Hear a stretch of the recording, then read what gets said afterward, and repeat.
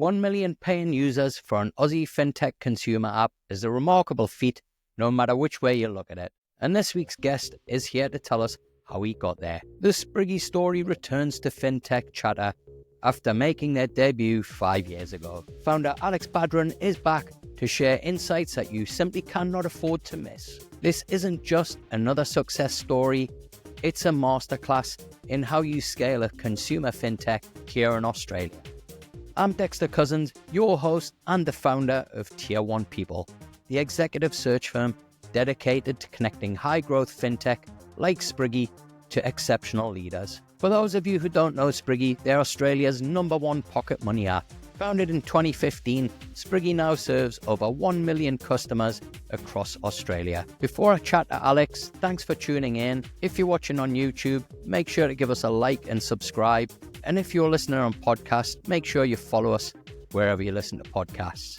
And if you're really in the mood, make sure you leave us a comment or review and let us know what you thought of today's show with Alex. Alex, welcome back. Thanks, Dexter. It's good to be back. Mate, how long have I been hassling you to do this? Oh, it was mid-2020, probably late 2020. You asked me to come back. Yeah. So it's been a while. So you're actually the #1 requested guest to come back on the show from our listeners. So, one of our most popular episodes ever. As anybody who listens to the show will know, probably Spriggy's #1 fan. My kids and myself have been users of Spriggy, I think, for the last 7 years now. It's been incredible to watch the journey, but we're going to talk a little bit about that journey today. But before we do, maybe for anybody who doesn't know Spriggy, can you give us the big problem that you solve? Yeah, thanks, Dexter, and thanks for all the support over the years. Our flagship product is the Spriggy Pocket Money app. It helps parents teach their kids about money through real-world experience. Parents sign up online, and through the app, they can teach their kids about earning, saving, and spending responsibly. Kids get a prepaid card in their own name, through which they can buy the things they want, and through the app, they can save for the things they care about. So they can save for things via savings goals, and they can earn money via regular pocket money or chores set by their parents. Outside of our flagship product, we also have a number of other products. Notably, we have a schools product, which is used in 10% of primary schools in Australia. We have an investment proposition, and we also have Spriggy Mobile, which is the latest product we're offering. Correct me if I'm wrong, but when was Spriggy founded? I'm getting the sense there might be a 10-year anniversary this year. This will be our 10th year. We've been in market around just over eight and a bit years. So I think that first year was very much, what are we going to build? How are we going to build it? A lot of the early ideation. We launched the flagship product late 2016. So just been in market for just over 8 and a bit years now. As you said, the company's been around for a little longer than that. Now, listening to you talk about the products, it's kind of, I feel as if I've almost watched the growth of Spriggy in tandem with the growth of my kids. And yeah, they were like, 6, I think, when they first became customers. Daughter's now 13. Her kind of, beautifully, she still calls it Spriggy money, not pocket money. But it's amazing to see how her, now she's out with her friends, going to shopping centres and stuff like that. And I'm starting to get alerts on my phone going, your daughter spent X amount at Lush. Talk us through that kind of early stage of the original product and how you kind of came up with the problem to solve, because you don't have kids yourself. And kind of one of the things that I see a lot of founders making as a major mistake is to try and solve problems that they don't really have any kind of real life experience of. Yeah, it's good. I think you've seen the growth of your kids, and also you've known the business since there was a handful of us. So you've seen the growth of the company through all those phases. I think how do we approach the problem, and how did we empathize with the user base, not having kids in the founding group?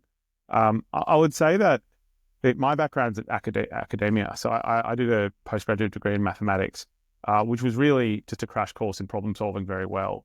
And so while we didn't have customers in the demographic in our household, we came at it with a very first principle problem solving approach. I did have nephews and nieces around the same age, so around the same age as your kids are now, but kind of anywhere between 8 to 13. My nephews and nieces were in that group. But yeah, we very much came to the problem cold. We looked at it from a perspective of how do you teach people about money, not just kids, how do you teach people about money in a world where cash is becoming less and less prevalent and digital payments are on the rise. So that was kind of the starting point. We believe, and there's literature to support this, you learn about money through real world practice. So you learn by doing. So kind of pillar one is how do you teach people about money as it becomes less tangible. Pillar two is you learn by doing. So how do we create experiences that are educational, but engaging, and there's behavioral education there. So people get to make decisions, and through those decisions, they can learn. We also looked at the themes taking place in finance, which is the ability for technology players to own a part of the life cycle of the financial product life cycle, focusing on user experiences without actually having to be the underlying bank themselves. So we brought those experiences together, and very early on, we had these pillars which we thought made a lot of sense. We thought looking at where the world was going, what we were building made sense, and all the themes that we were playing into would become more true as time went on.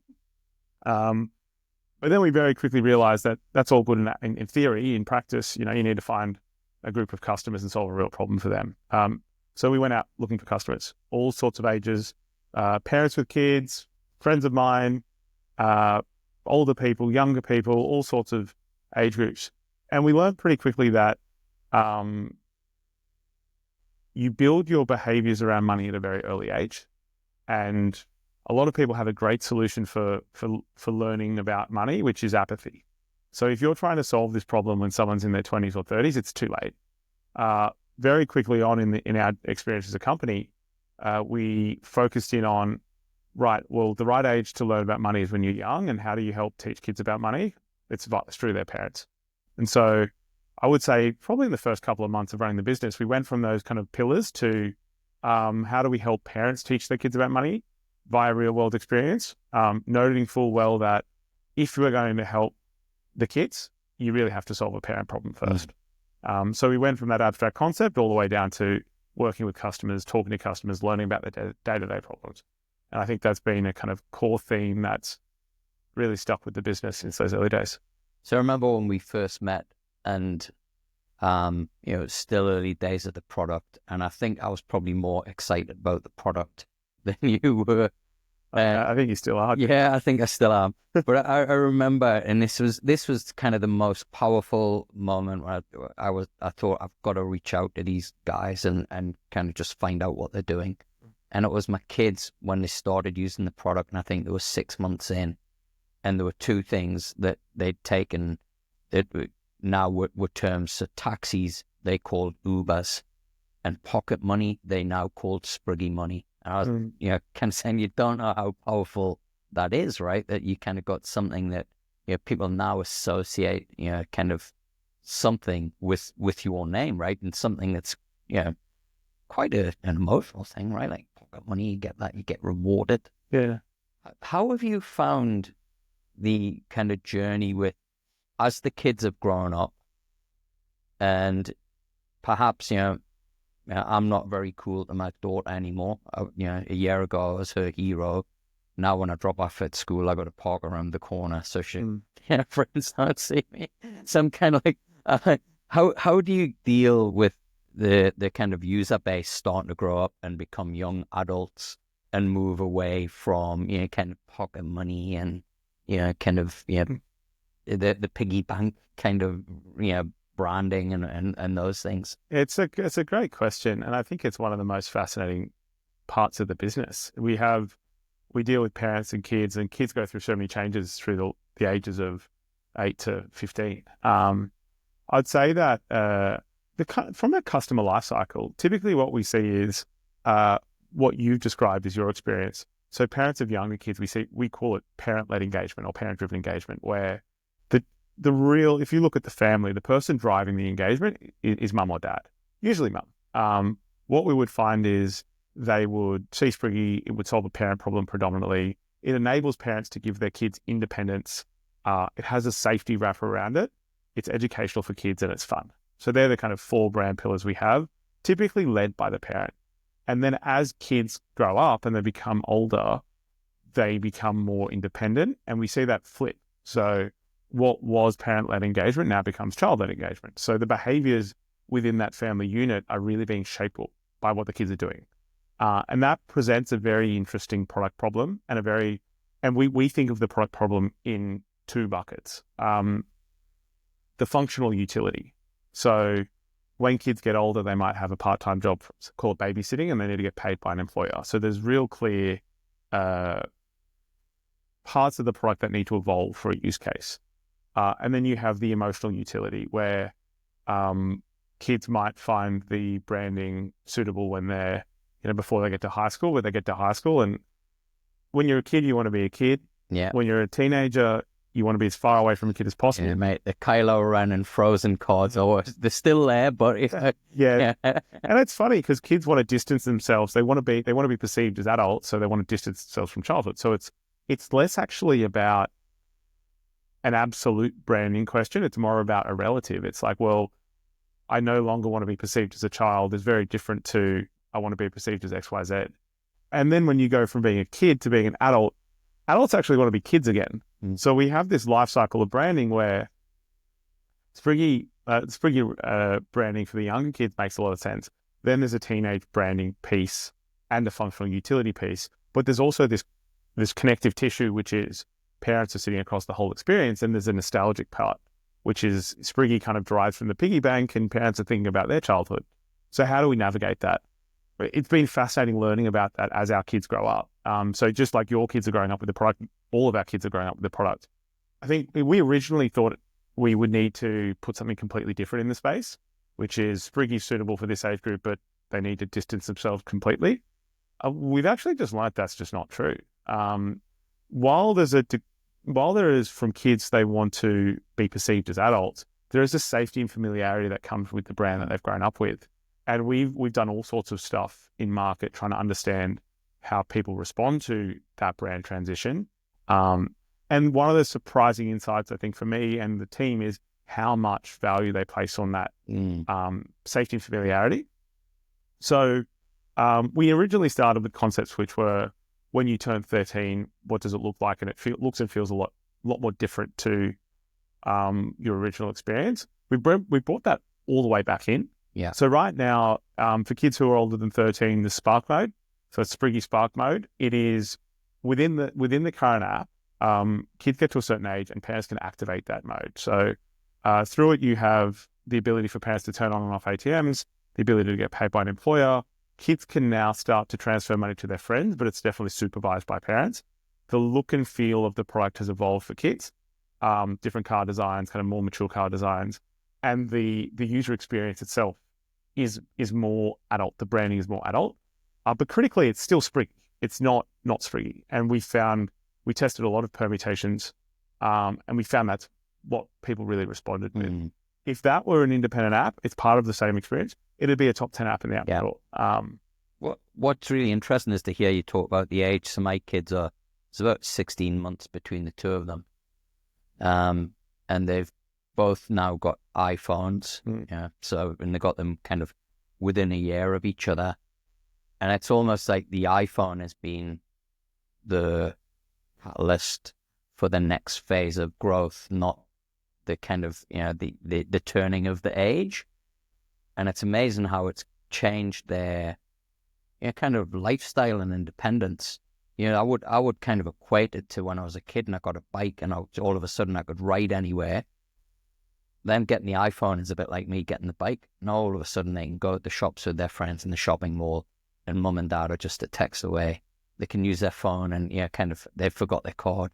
They can pay by Google Wallet or whatever. What are you seeing around, I guess, the kind of changes in behavior from kind of kids as they grow and as they start to become more exposed to this kind of digital world? Yeah, it's fascinating. I think the rate at which the world is changing is the fastest it's been ever. So year on year, technology changes are rapid and they're accelerating.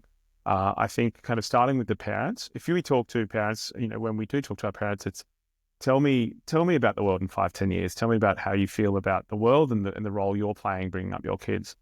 I think you'll get feedback, which is in and around this. I want them to grow up to be good people. Yeah. I want them to be happy, healthy, kind. There's a dimension of safety, which is they see their role as keeping them safe and preparing them for this world. And then there's this role of education, teaching them and giving them the core skills, which is having core financial skills is part of that, but that's one piece of the bigger puzzle. So that's kind of how parents feel. And I don't think that's changed. I don't think that's different today than it was 5 years ago. I think the landscape through which they are required to parent is changing. And that is, I would say daunting is probably the word that comes to mind for parents. There's no real manual, or there's no easy way for them to do it.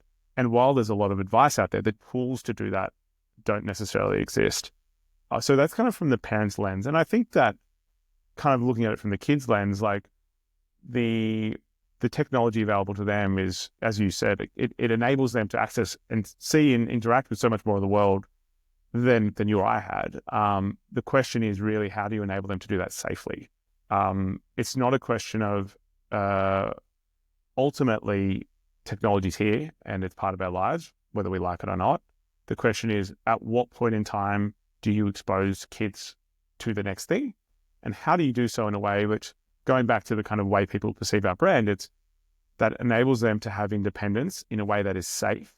It's engaging, and engagement's important because that's how you learn. And it's also fun. And so how do we think about it in that context? As I mentioned earlier, we are, our flagship app and the Pocket Money proposition is the kind of core, that's the kind of core pillar of the business. As we look to do more for our customers, we're looking at tackling some of these problems as well. So how do you think about the problem of a parent giving their kids their first phone? When that happens is different for every family. Some kids might be at boarding school and might need to talk to their parents at a younger age. Some parents might not necessarily not want that to happen until an older age. And how do you do that in a safe way? How do you provide parents with the controls that enables them to do that? And how do you ensure that kids are learning through the experience as well? And that's kind of Spriggy Mobile is what we're trying to tackle with that part of the business.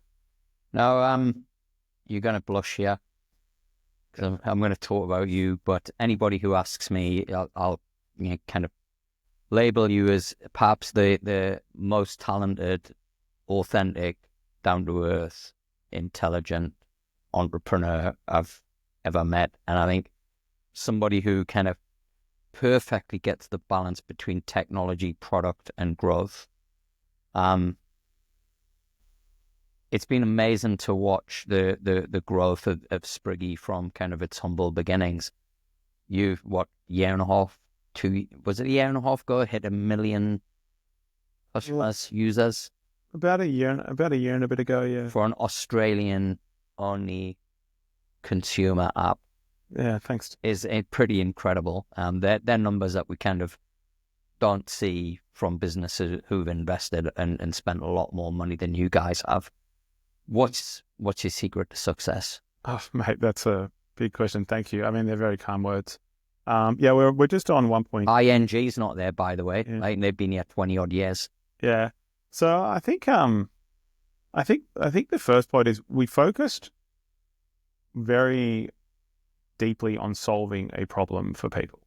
I think you see a lot of solutionism in companies where people, I mean, you see it with AI at the moment, where people are taking a solution and trying to throw something at a customer without kind of deeply understanding the needs. So I think kind of the first point is we spend a lot of time and effort trying to understand deeply the needs of a family. And I think in doing that and finding product market fit and really putting a lot of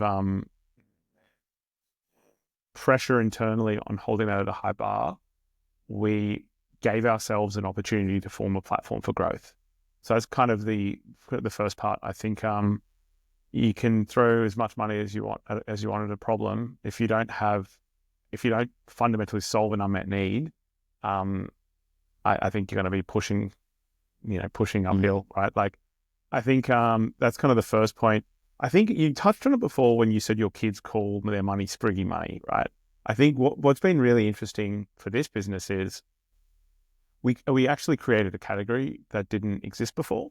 So if you ask me in the early days what the biggest quote unquote competitor was, it would be cash, because we were creating a solution in a space where no one had really solved it before. It wasn't we weren't looking at a series of solutions and putting an incrementally better one in the space, or a solution in the space that's distributed a certain way. We took an unmet need, we solved it, and we went 0 to 1 in a category that didn't exist in Australia. And I think that was hard at the beginning. We were talking to parents about their kids, about education, about money, and no one really, no one was Googling digital pocket money solutions or there was not really anything there. And so by kind of launching when we did and focusing on the product proposition as deeply as we did, we ended up being able to kind of create a little pocket of the market for ourselves and really build a brand that has become synonymous with the category. So you're 8 times more likely to Google Spriggy than pocket money. And those two things then coupled by the way we bootstrapped our brand. So taking an unknown brand and working with the likes of Disney and Warner Brothers to take a familiar brand with our audience and then associate ourselves with it as we scaled, enabled us in the early days to really get market share quite aggressively. And then toward the back end, as we've invested more in actually marketing and our brand story, having that fundamental infrastructure in place of good product, good brand positioning, good audience, our customers have been, most of our growth, over 50% of our growth comes from customers telling other customers. So that early day effort kind of gave us a foundation, which has been really a flywheel for our growth within the market. In terms of the partnerships, it's, I think, kind of often seen as the panacea to growth. And it usually comes with a whole host of problems that you never, ever encountered. What tips or advice would you give to other founders who kind of thinking, hey, we're going to jumpstart the business by getting a partnership with Disney or kind of partnership with a big 4 bank? Oh, I think the first thing is, and you see a plethora of this, which is people who are like, look, I've got this idea, I just need to find a partner, they'll get me my customers, I'm sorted. Yeah. That never works. Never, ever, ever works. So I think, I think that the growth is the founder's got a handful of responsibilities, which is one of which is to continue to ensure your business grows. And if you try to outsource that, I don't think you'll be very happy or in business for very long. I think I think figure out growth in a structural way is important. How are you going to grow your business? And if something sounds too good to be true, which is a big 4 bank's going to give me all my customers and then my job's done, it probably is too good to be true. I'd also offer that if you're trying to grow a product or category with a partner where they've failed to grow that product or category, the chances are of them getting you customers. Yeah, what's the saying? The blind leading the blind. Yeah. And I don't think that's not to be critical of any big partner. It's just that there's a reason they want to work with you. It's because you can do something that they would like to be able to do in their organization. And if you're trying to outsource a core part of that capability back to them, it really is, they're coming to you to try help them solve a problem, and then you're going back to them to try solve that problem. So just being really clear with where you add value and where the organization can add value. I'd say with our brand partner, with our brand partnerships, we were very strategic with those, which is we recognize that bootstrapping a brand and scaling in a category where our brand didn't exist, trust is a key component of that. And we leveraged brands in a way where we could build trust with our audience. But the fundamental growth infrastructure around that was ours. We didn't get tens of thousands of customers from third parties. We worked with them in a way that enabled us to accelerate a growth engine that we had already created. Yeah. It's actually funny you mention that, because it's really similar with, if I do a podcast and you go chasing somebody who's also got a big audience, and you automatically think your numbers are going to double or triple, and they just stay the same, right? Yeah. And it's, I don't know why that is, right? But maybe it's, I think we just overestimate our importance. I think it's also like we just want it to work. Yeah. I think I make this mistake regularly, and I kind of catch myself, which is you've got a hard problem. You want it to be an easy solve, and often a hard problem requires you to think deeply and figure out work the problem. Yeah. And when someone tells you they've got this magic solution out of a box, you kind of kid yourself because you're like, oh yeah, I want that to work. And I think the amount of times you need to just be honest with yourself that a hard problem's a hard problem. You've got to do the work. I mean, how many SaaS licenses do we have that we never use that? Yeah, exactly. When you started Spriggy, as you mentioned earlier, you'd kind of come from a background of academia, a fairly limited kind of work experience, to then going on and founding your own business. Nearly 100 people. You got, 1 million plus customers that you're responsible for. How have you developed and turned into the leader that you are today? And kind of when you look back, if you were able to write a letter to yourself 10 years ago as you were kind of getting ready to start Spriggy, what do you think would be in that letter other than don't do it? Yeah, go on. I mean, all the cliches are cliches for a reason. I think it would be something less about work, and it'd be more about life outside of work. Like don't cancel your gym membership, don't skip the gym, make sure you spend time with your friends and family, like all the things because I think it's just so easy, because you will run out of time. You'll have less hours in the day than you need, and then you're going to start making small decisions that compound into big decisions in your life. And this is true for any job, not just this job. I think that when founders who are starting out ask me for the advice, I say make sure you get breakfast with your co-founder once a week and talk about things that don't work, and make sure you get a gym membership and you lock it in before you lock in your work. All those cliches, I think, because I think that's where I'm personally more likely to skip and slip. I think, so it'll be thematically around that.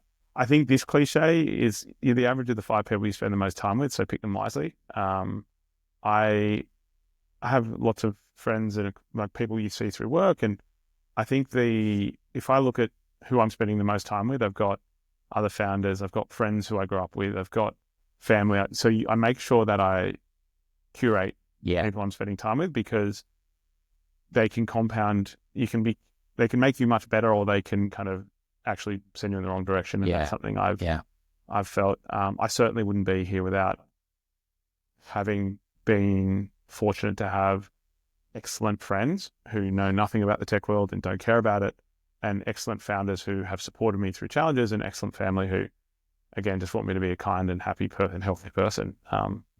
So that's probably in those areas. As for the work side of things, it's hard, but I think a lot of people glorify how hard the job of founder is. Everyone's job's hard, I think it's your learning rate. I think I may have spoken to you about this before. Your ability to learn is what matters. You should never dismiss information out of hand. You should categorize it. So if someone tells me something that I don't agree with, I should understand why they're saying it, why I don't agree with it, and then move forward. And I should be continuously learning, because the company's growth will be constrained by my growth. So I need to make sure that I prioritize my ability to learn, as opposed to prioritize my ability to get work done without actually growing as an individual. Yeah, it's I've got a really simple equation to kind of figure out what talent is, and it's skills, capability to work under pressure, resilience, and propensity to learn. Yeah. And I think that kind of propensity to learn is the key. And it's probably the big thing that isn't being assessed at all in interview processes or when businesses are hiring. Yeah, totally. It's pretty hard to do point in time. You just need to see someone here and then look at the... Yeah. I'd also say also like enjoy it. Like, I think there's a lot of founders who are like, I'll do this, I'll start here, I'll get here, and then it's done. And I'll run hard at the thing until I get to this point. Yeah. The reality is, like, irrespective of the success of your company, you know, you still got to turn up, you still got to work there. And so I think for me, particularly the last couple of years, it's gone from being, I've just got to get to the next gate to, you know, I actually I want to enjoy my life and I want to enjoy work as part of that. And I think there are pros and cons with every role, and build it in a way that's actually sustainable so you can do it for a long time. And that's something I probably was a bit naive about, which is I always was like, if I just get to the next hurdle, everything will get solved. The truth is it gets harder. It doesn't get easier. It gets harder, but you get better and your ability to handle pressure goes up. So the complexities of the role go up. But equally, I think you grow at a rate which is faster than that, so it becomes more manageable. You talk a lot about kind of managing yourself. What about leading a big group of people? How's that transition been? Yeah, Because you're a very kind of humble guy. You know, you're not the kind of big charismatic leader who kind of let's ring the bell, let's go. You're very kind of thoughtful, considered. Kind of really kind of want to take in all the information around you. I've very rarely ever heard you say to me, "You're wrong." It's like, that's interesting. Let me have a think about it. I'll come back to you. Yeah, I think on that, it's a good one. Before I started here, I worked briefly on a trading floor, and there was a trader there he was exceptional. I was just about to say the world standard for HR practices, best practice. Well, I mean, you're kind of getting to my point. I think there were two big lessons there, right? Like, just two. there were a few. I think this guy, like, see, he's an exceptionally talented guy, and everyone used to say to me, "See that guy, you should be like him." And I tried to copy what he did, and then I was terrible. I was just terrible at copying what he did, because he's good because he is uniquely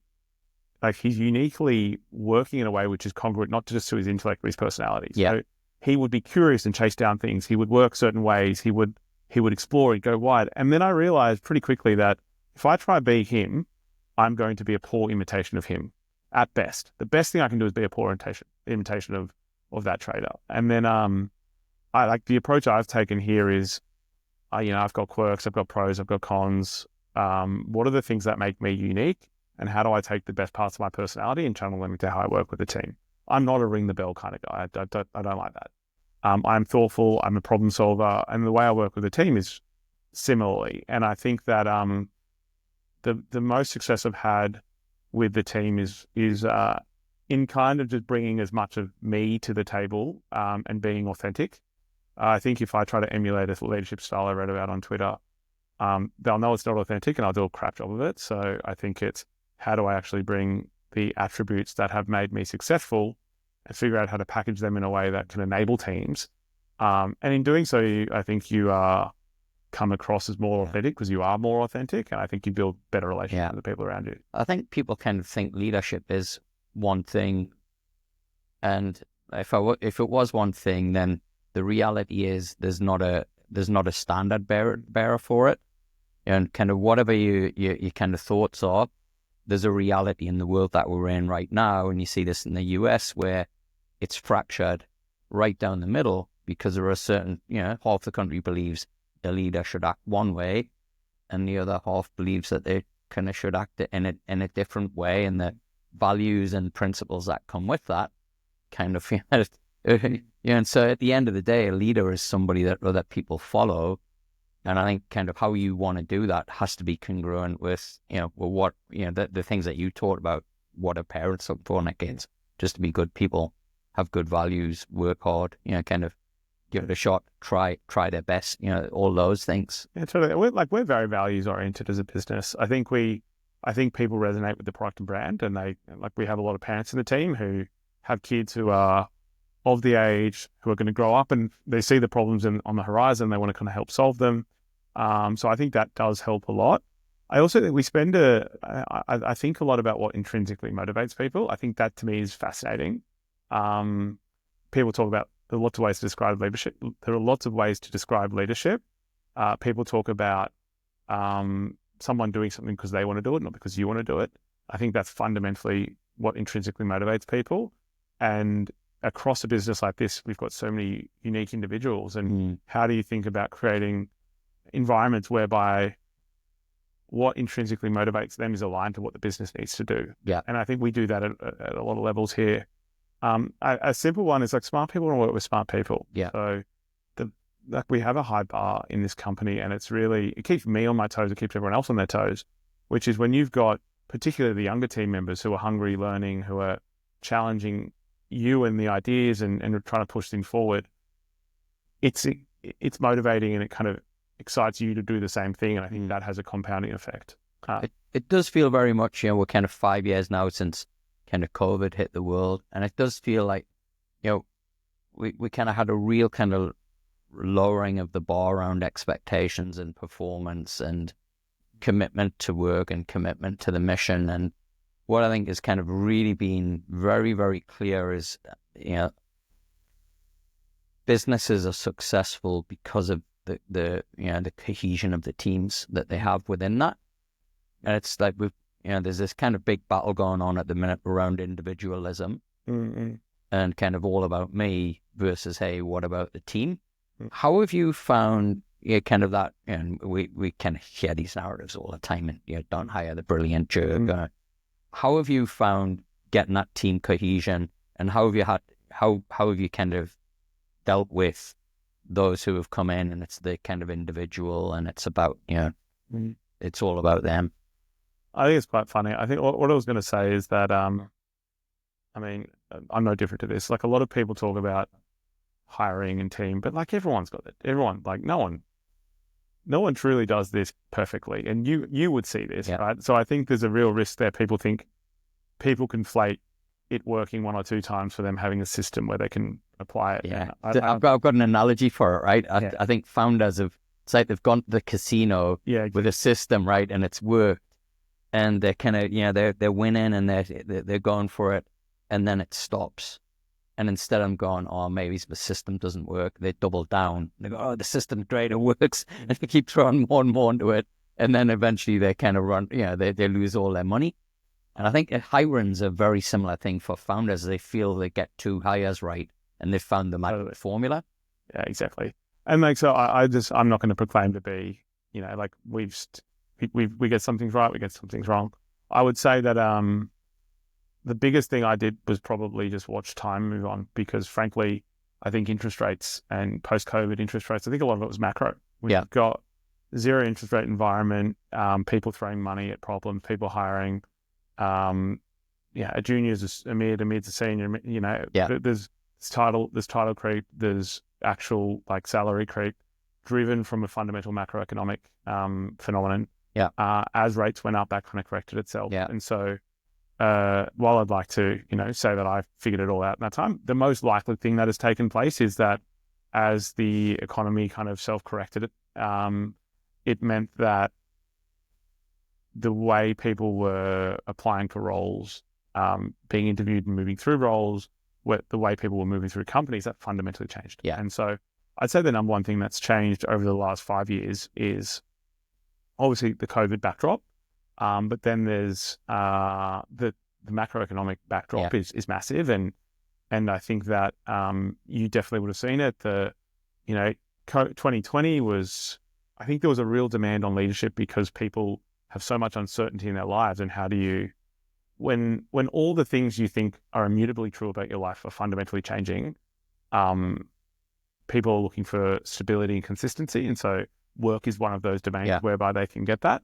And then as that started to roll off in 2021, where you had the real kind of funny money going around, what you saw with people is that, people were getting all sorts of money for all sorts of jobs. And so employers were all of a sudden, the junior is now the mid and the senior.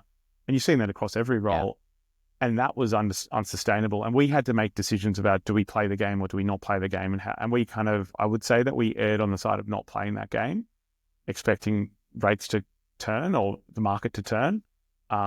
And then what you've had from 2021 to 2022 to now is like a lot of that shakeout. So you're seeing a lot of people who've grown their workforce, shrinking their workforce, a lot of people who, and I tell this to team members, where a lot of people who skipped rungs of their career and didn't learn the skills. And unfortunately, it's the team members who are struggling because, you're in a role which is much more senior than what your capability is. And then you've kind of pegged at a salary level and a title and you have to spiral back down. Yeah. And that can be very uncomfortable for people. And now they're working in environments where a lot of the people that they could learn from aren't coming into the office. Yeah. And so it's compounding for those people. Yeah, so we saw that play out. I think something we have done well is we have opted for a hard conversation with the person as opposed to throwing money and titles at a problem. And I think we've been broadly successful in having those conversations because we have established trust. Yeah. So there are long-serving team members here who I've known for a long time who I have a chat to them about this exact thing and say, look, I'm not sitting here with a bag of titles in my back pocket trying to hide them from you. I think this is what I've seen play out. And they go away and think about it, and they are more patient about their career because, they recognize they're able to hear feedback from senior people in the business who they trust. Yeah. And I think we've done that part well. I think those two things are related. Not opting into it as much as we could have, and then also having open communication with the team members. I think those two things have been helped us with the talent we have. But again, as I said, we haven't got everything right. We've made mistakes on the way.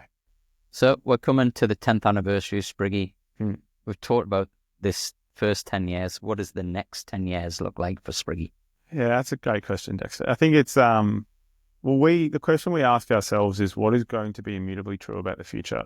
And then how do we think about that in the context of parents and kids? And so, when we started, it was very much looking very focused on finance.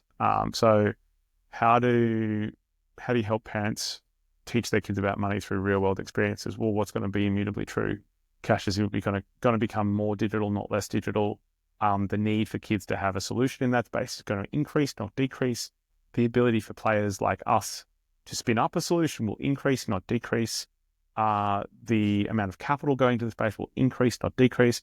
So that was the exercise we did when we started. And what does that look like today? I think we're somewhat victims of our own success in Australia. We are at scale, as you said. We can't grow the same way we've grown historically. So when we look to the next 5-10 years, and we look at parents and kids in our audience, what are the things that are going to be true in the next 5 to 10 years? Well, parents are still going to care about their kids. Their ability to bring up kids who are happy, healthy, who are kind, who are prepared for the world, that job still exists. That job's going to get harder, not easier. As the rate of change of technology increases, it's going to become more and more complex. The tools for that, the demand on tools for that are going to increase, not decrease. So things like finance and how do you manage money in a family? How do you do so in an educational way? Things like digital safety. How do you think about connecting your kids, getting your kids' first phone and doing so in a way which enables them to have independence in a safe way? Yeah. The demand on that's going to increase, not decrease. Yeah. The need for solutions is going to increase, not decrease. Yeah. How do you think about things like physical safety? And there are players in the space. How much do we play in that space versus work with others? How do we think about role in that space? Basically, anywhere where you're looking at parents bringing up their kids in a safe way that enables them to be prepared for the world, that's kind of what's relevant to us. We think about, we're a domestic business today. We think about what does it look like outside of Australia, and how do we go from here to a strong domestic business to a global business, and how do we think about that transition? How do we think about the universe of places where parents are paying for things for their kids as well? We kind of touch on that with our schools business, but that's a whole other ecosystem where we could and should play. Yeah. If you look at the cost of raising kids, that's not decreasing. Yeah. It's going up. And if you look at all the places where parents are giving their kids money, kids are spending money, parents are paying for their kids. So that's one, that kind of financial world, there's still a lot for us to do in that. But we are, like, when you talk 5-10 years, like, we see that to be one piece of a bigger puzzle. You wouldn't care with your kids. It's not about whether they're brilliant with money and not good with everything else. It's the universe of things that you care about. Yeah. And we have the audience, we have the capability, Where we win is we create brand and product experiences that cater to families while working with vendors across the traditional ecosystem of, say, finance or other verticals where the solutions have been one size fits all. How do we package them up in a way which helps parents and kids? Yeah, I remember sharing with you a kind of story about my son where he'd overspent on stuff and could see, and he kind of learned his lesson. I'd love to say he learned it forever, but he's keep learning that same lesson. Especially since he got the Oculus. He's been, but what is really I think powerful about it is, I'm not the nagging parent anymore. He goes in, he goes, what I spend it on that for? And it's interesting to see, the first thing he'll come down and go, Dad, do you need your car cleaned? Right? So it's, I like that, what it has done, and I think everybody kind of has different learning experiences.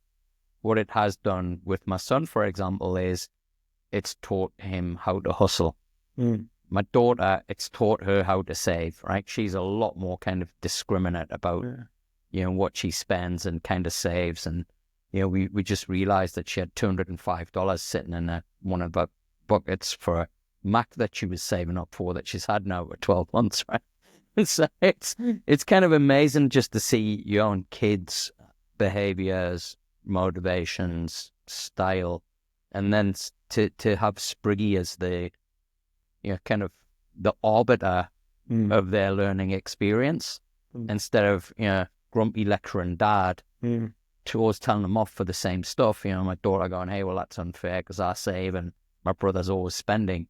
It's kind of taken all of that stress away from me as a parent.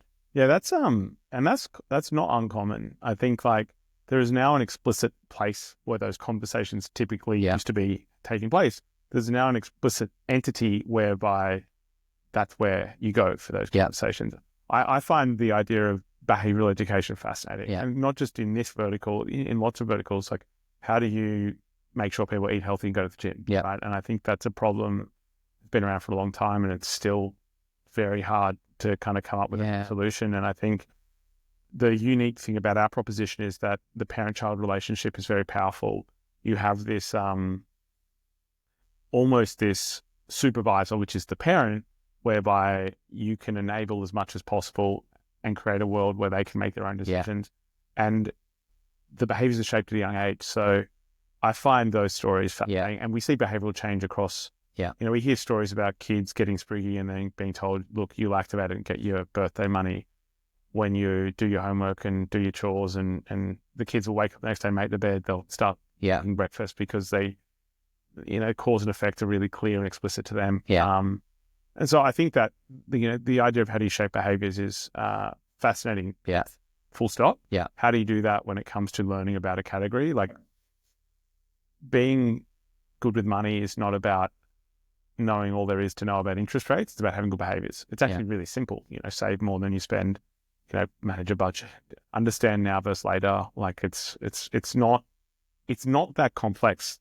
The challenge is the behavioral part. So, I think that excites me about the products. And how do you think about it compared to other verticals? And I guess the paradox being that, you give a really good example with health and wellness, and particularly eating right, is it's almost like you're replacing one addiction with another, with the dopamine hit of kind of, all these, reminders and notifications. And, I get on my Apple Watch, and you're like, well, I got off my ass and kind of tried to get rid of some of this chub, right? Like, I shouldn't be kind of rewarding myself. Like, it's kind of, but you do get addicted to it, right? And I think it's kind of getting that balance right. And I think that's what works really well with Spriggy, is the kind of app, and for the product to be successful doesn't require you getting notifications and being on your phone 24/7 for it to kind of to do what it says on the tin.